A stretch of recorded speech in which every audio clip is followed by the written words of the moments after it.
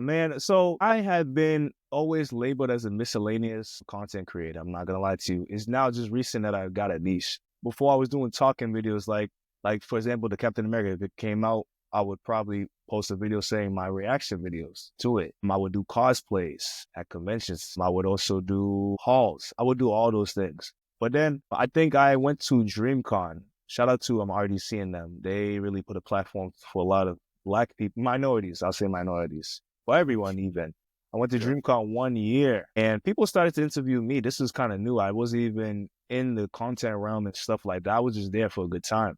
But I was cosplaying, but people interviewed me. They wanted input from me. I'm like, am I that important for you to ask for an interview? So I'm like, at that point, I'm like, oh, wow, this kind of is fun. You kind of can push, dictate, and control the narrative in a sense, what you're doing in terms of that. So I told myself the next year, if I'm going to DreamCon, which I did, I got to try this. And when I tried it, don't get me wrong, the first one was kind of shaky, but then I started to realize how good I was as an editor.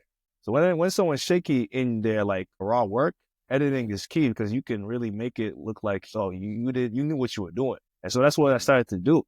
So to your question again, in terms of street interviews, I started to understand my personality. I'm someone who I always say I never want to make people around me feel uncomfortable. Maybe that's toxicity because then you could get burned yourself. But in my personal opinion, that means you value everyone else's opinion in terms of what they bring to the table as well. Because you want to Yeah. validate everyone's feelings in a sense. So that's why I started to do all these interviews because I get to connect with a lot of people. I get to some people I've done interviews with now we're actually like good mutuals now. Like they share my work, they repost my work, they comment on my work, they even like we chat in some discords now. Like I feel like that Network. type of network, seriously. And that's where I think in terms of like business for like school and stuff, this is where it's rewarding myself in terms of the networking. So I feel like for me, this was the best niche possible because I don't think another niche would allow me to flourish like this. Yeah.